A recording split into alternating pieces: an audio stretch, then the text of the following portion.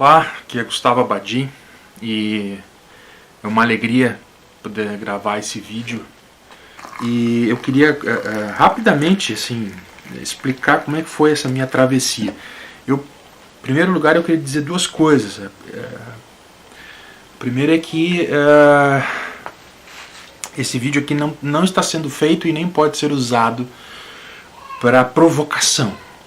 Nenhuma provocação. Né? Então, qualquer pessoa que pegue este vídeo e utilize para... olha só o que né, ele está falando para provocar os evangélicos. Essa postura ela não é uma postura católica, ela não é uma postura cristã. Então, esse vídeo não serve para isso. Né? Este vídeo tem o objetivo de edificar as pessoas. Né? De saber que está acontecendo um movimento importante na Igreja de Cristo. Que é um movimento de retorno de muitos evangélicos à Igreja Católica, do qual eu faço parte. Em segundo lugar, eu particularmente eu não gosto do termo conversão. Eu me converti a Cristo aos 12 anos de idade. Eu gosto muito de usar pessoalmente o termo travessia. Né? Ou seja, onde eu saio do protestantismo e me torno católico romano. Né? Como se você atravessasse o rio Rubicão, né? Para chegar a Roma. Dito isso, algumas questões simples. Eu, até os meus 30 anos de idade, eu convivi entre evangélicos. Eu nasci e me criei evangélico. Né? Eu nunca tinha sido católico. Eu não fui batizado na infância como católico, como a maioria das pessoas acontece. Eu sempre tive uma vida de protestante. Então, quando eu me dei por gente, eu nasci e me criei dentro de uma igreja pentecostal, na Assembleia de Deus do bairro Glória, onde a minha mãe ainda congrega. Minha mãe é pentecostal, meu pai faleceu também no pentecostalismo. E eu fiquei lá até os meus 16 anos, fui muito zeloso no meu pentecostalismo, eu devo muito à igreja pentecostal, especialmente a igreja Assembleia de Deus, especialmente a experiência do batismo com o Espírito Santo e a vida dos carismas, dos dons do Espírito. Depois dos 16 anos eu fui para a igreja presbiteriana, conhecida por ser uma igreja calvinista clássica. Fiquei até os meus 17 até os 21, 22 anos de idade.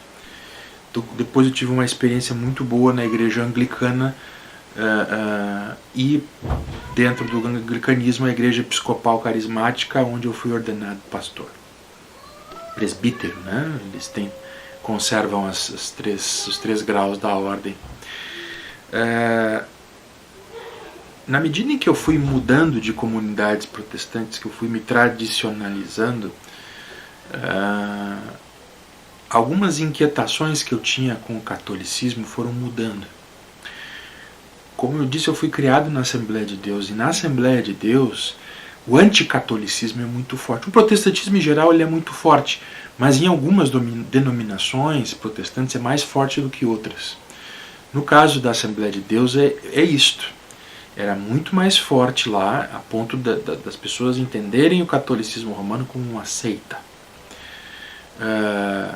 Só que, inclusive, para minha infelicidade, para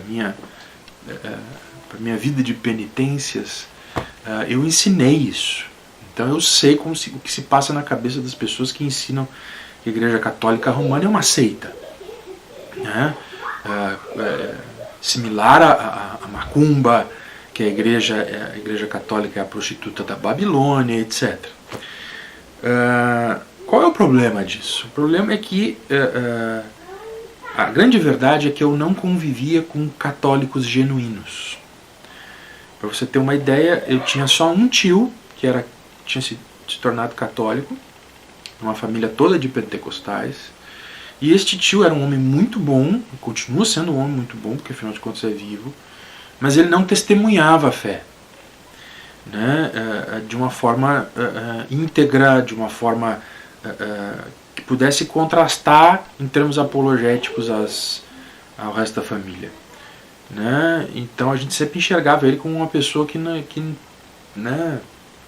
é católico. Né? Então isso causa alguns problemas. Né? Depois. Desculpa a interrupção aqui, tá no meio do lar aqui, né? E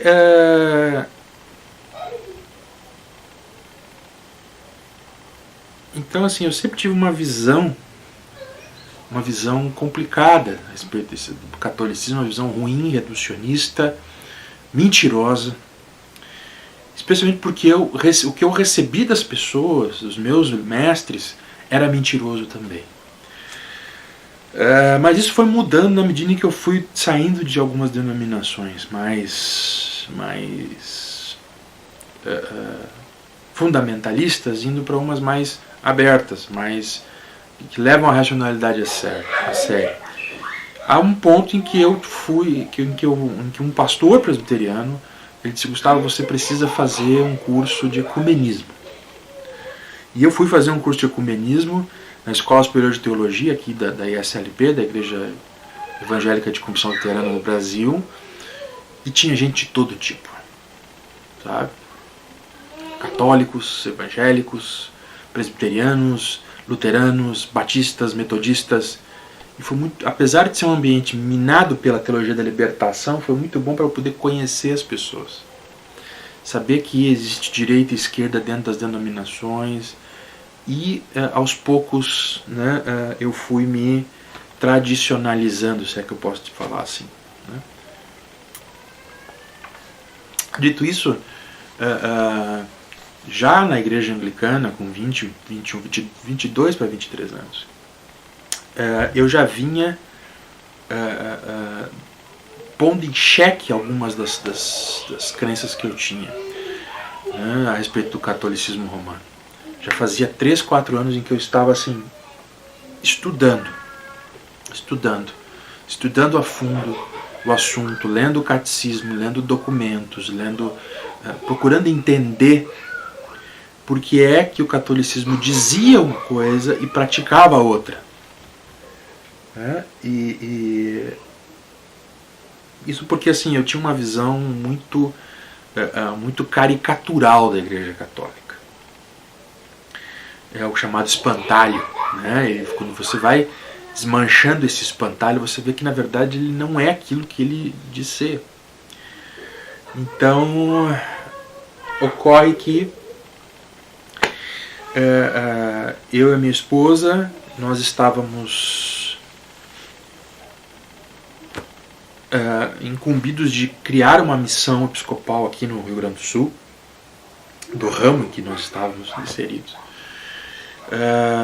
E nisso tinha um pastor, amigo, né, de uma igreja congregacional, que estava começando um grupo, e nós não entendemos que, não vou começar uma coisa, eu vou ajudar esse amigo.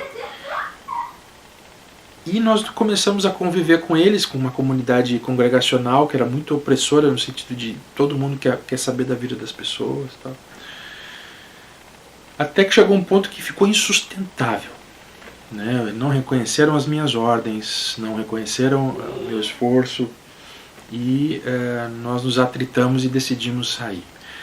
Quando isso foi acontecer, foi por ocasião do conclave oriundo da renúncia, né, de Bento XVI, lá por 2013. E eu me lembro que eu trabalhava numa empresa de segurança na área financeira, e eu assisti todo o conclave. E fiquei espantadíssimo, assim, esteticamente era muito bonito, mas muita coisa começou a fazer sentido. E vale dizer o seguinte, já há algum tempo nós já vínhamos convivendo com o hoje padre Kleber Eduardo dos Santos Dias, lá de Bagé. Ele estava no seminário. Com ele nós vivemos algumas experiências de realmente de ver uma pessoa testemunhando a fé católica na sua integridade, na sua força. E aquilo foi muito especial para mim. E que especial a experiência que eu tive, ainda pastor anglicano, ainda pastor episcopal, de ir até o mosteiro cisterciense Nossa Senhora de Nazaré, em Rio Pardo, no Rio Grande do Sul. Eu vi uma liturgia católica, de verdade. E eu percebi, ainda bem carismático como eu sou, a presença do Espírito Santo nesse local e a força que havia da tradição da igreja expresso dentro daquele mosteiro. Um mosteiro pequeno, mas muito, em construção, mas muito bonito, e que hoje faz parte do meu coração, faz parte da minha vida, porque os irmãos hoje fazem parte da nossa família.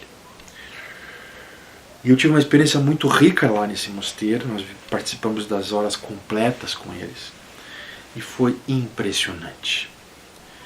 Eu digo que lá eu me ajoelhei evangélico e me levantei católico, porque eu já não podia mais acreditar que aqueles homens não eram meus irmãos, não faziam parte da minha família. Era da minha crença de que éramos irmãos em Cristo. Mas o abade do mosteiro foi muito paciente comigo e muito verdadeiro. Ele disse: você não poderá participar da Eucaristia, pois você é protestante, mas você pode assistir. E aquilo foi suficiente para começar a mudar a minha cabeça, mudar o meu coração. Convivendo então com o seminarista Kleber, ele me alcançou materiais, se dispôs a tirar algumas dúvidas. Convivia também com um casal muito especial que depois veio se tornar nossos catequistas, que é o José Rosa e a Daniela Macedo. Católicos de verdade, que levam a sério a igreja, que vão a fundo. E eles foram desmanchando, né, na convivência com a gente, aquela imagem de católicos de IBGE. Mas de gente séria, comprometida, que conhece a sua igreja, que ama a sua igreja, que vive ela de verdade. Teologicamente, para um protestante se tornar católico não é fácil, porque a gente vem carregado de uma história teológica, de uma história emocional muito forte. Para vocês terem uma ideia da dificuldade emocional e teológica que a gente vivia, por exemplo, esse discurso ele é inconsciente, mas racionalmente você vê que ele não se sustenta.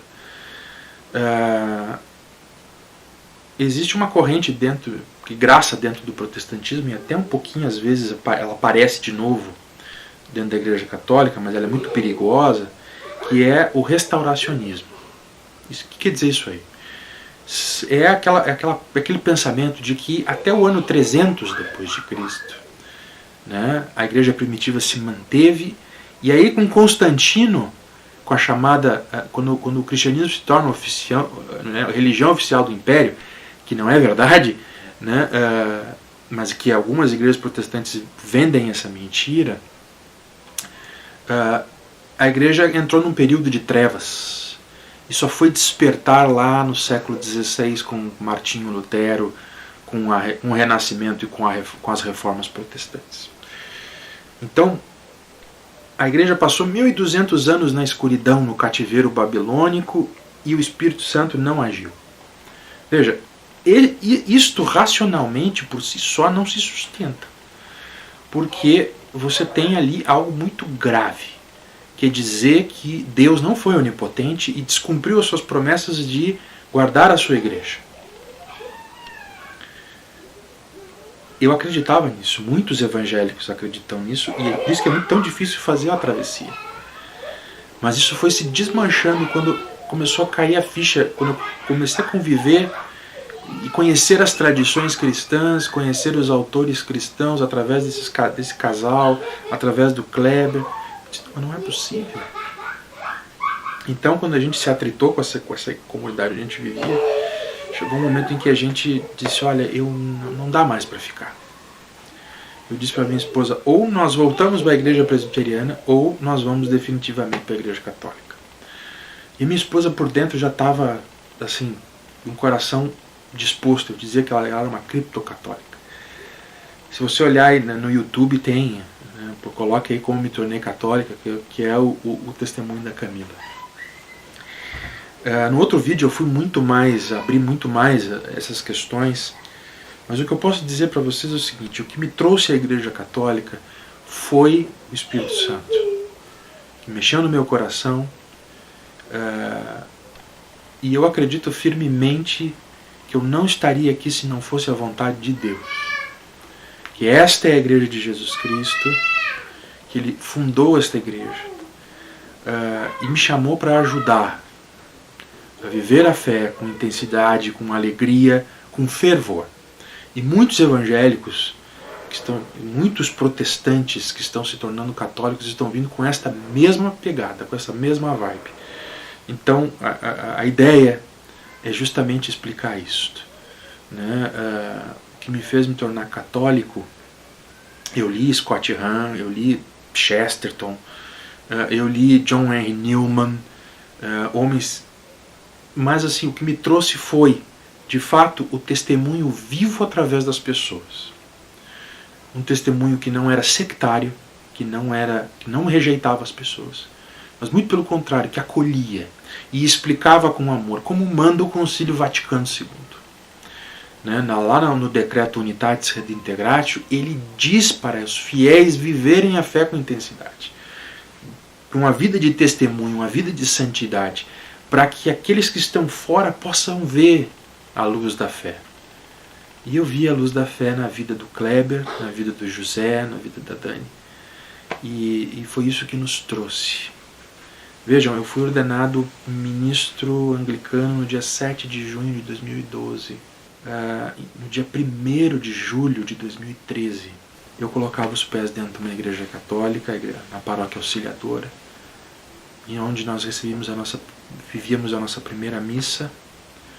A Camila estava grávida do Natan, e aquilo foi uma bênção para a gente. Hoje nós estamos aqui na Igreja Católica, crentes que Deus nos quer aqui para servir, acima de tudo para servir, né? Sem sectarismos, sem legalismos, mas crentes que Deus está no comando de todas as coisas. Eu espero que essas palavras possam responder às dúvidas de algumas pessoas, e eu não pretendo ser exaustivo neste vídeo como eu fui no outro, né? Mas eu espero que vocês gostem e que vocês conheçam um pouco dessa minha história. Eu estou à disposição.